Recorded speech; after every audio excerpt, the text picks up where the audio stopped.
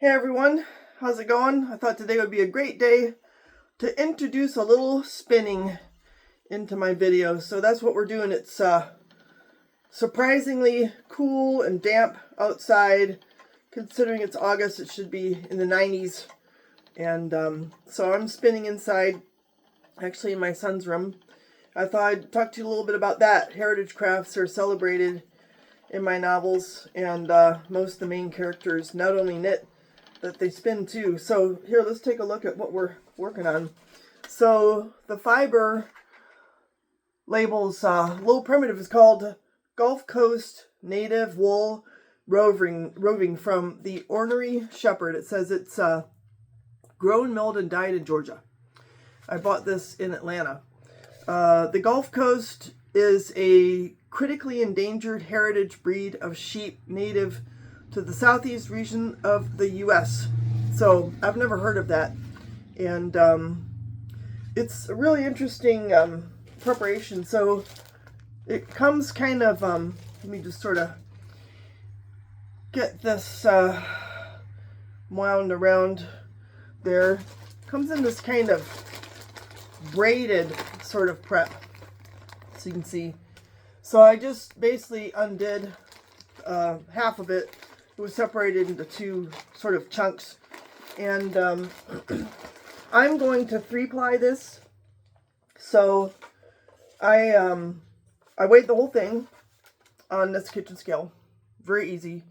Came out to 4.11 ounces. So divided that by 3. Each bobbin should have 1.37 ounces on it. So I bagged up 1.37 ounces, and that's what I have right here. So that's what we're spinning, and it's kind of fun. I just finished spinning a batch of, I think it's called Noob. I think it's by Malabrigo, and that is a much different preparation from this one. It's a combed top, and very much like treated. I think it's a superwash. It's beautiful. It's like really brilliant colors, and it's merino, so it has a short staple. But to be honest, it wasn't easy on my hands. It was kind of I don't know, it just felt like it was sharp or something. It's definitely it comes out a worsted spun, whereas this particular wool, especially if I don't want to spin it too thin here, it's definitely woolen spun. And another thing that's really interesting about this, I've never spun this kind of wool before. This is chock full of lanolin. It's crazy. I mean, I feel like I'm creaming up my hands just by working with it, which is kind of unique. So it feels nice, and it's way easier. I think it'll just be an easier spin because it's soft on my hands and it's sticking together really well. I really like it. So my sister gave this to me for my birthday when I visited her in Atlanta, and that's how I got it. And it's kind of as you could tell from what I showed you, it's very pastel colors, pinks and purples and light blues with a little gray, and I'm sure it was naturally dyed. I'll have to read more on how it was prepped, but I really like it. I don't know what I'm going to make with it. She gave me 2 basically 4-ounce hanks of this roving. So, that's plenty to do something. I could probably combine it with maybe some natural colored wool that I have. That would be kind of fun. Could even do something striped, or I kind of see this wanting to be a sweater. We'll see. I see there's a little bit of veg matter in here. Not too surprising. I mean, it seems to be a pretty natural preparation. So I just try to pull that out as I go. I don't always get all of it. And, honestly, if a little bit ends up in something that I knit, I don't care. It's natural. It makes me feel like I'm kind of in touch with the sheep, It was a living animal that was out grazing in the meadow in Georgia. And yeah, some little pieces of grass might have stuck to their fur and gotten left behind as the fleece was being prepared. So that's fine. And let me just move this up here.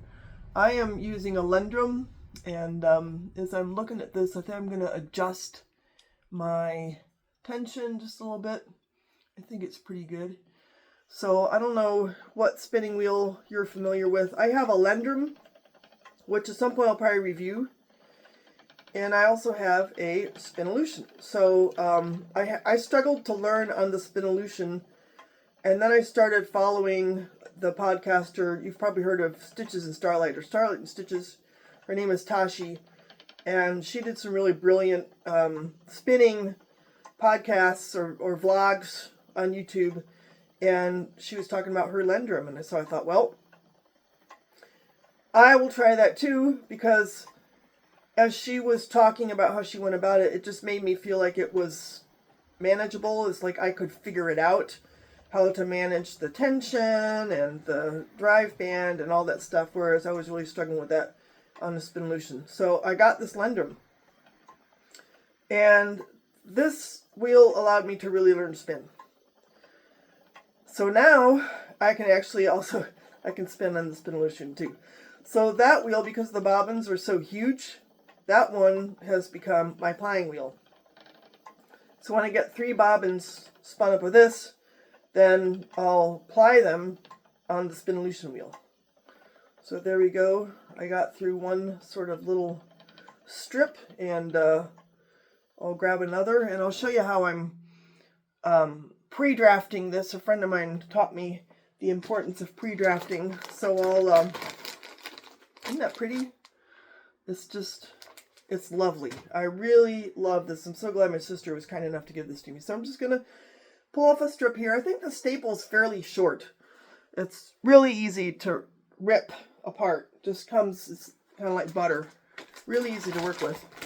And I'm just going to kind of just pre-draft it just enough to keep it going a little more smoothly as I'm spinning it. Really easy to do. Not too much. I'm not going to break it apart. But I just want to slide the fibers past each other part way so that when I'm actually spinning it, it's all just easier to handle. I find that pre-drafting really goes a long way towards predicting how easy the spin itself is going to go. So I've gotten more and more adept at figuring out how to pre-draft whatever preparation I'm dealing with. I've done a lot of like cloud preps in spinning. A friend of mine, that's all she makes. She has an Etsy store and she sells here locally. And I've done the comb top, which isn't my favorite. Superwash, also not my favorite. But something like this roving, which is, it's just less processed and it's much more natural. It feels so good to spin. And this, I just got this out today and I thought, well, I'm going to try it. So that's all I'm doing. I'll get here to the end, and then I will set it on my lap, and I don't know, I'm not scientific in terms of my approach on joining, but I just kind of thin out what I've got going here, and I start with a really thin wisp of the new, and I just spin them together. Just spin them together. Let me move my place marker there just a little bit on the bobbin. Get the wheel going, and now I've started my next little stripling of the roving. So I might be doing this here for a while, so I'll let y'all go, but I thought it would be great to introduce spinning into the conversation here. I'd love to know if you spin too, and if so, what kind of preparations you like to do, if there's any content you'd like to see surrounding spinning where I could be helpful. I haven't been doing this a whole long time, maybe a year or so, but once I finally figured out, I started to really enjoy it. In fact, a lot of times I'll have my phone in here in a bar stool, and I'll talk to my son or my daughter, or my other son, or my sister, or I'll watch the news or whatever, and it's just a really good way to use the time, keep my hands busy while I'm engaging with whatever it is that I need to be engaging with. So thanks for joining me today, and I'll see you again soon. Bye.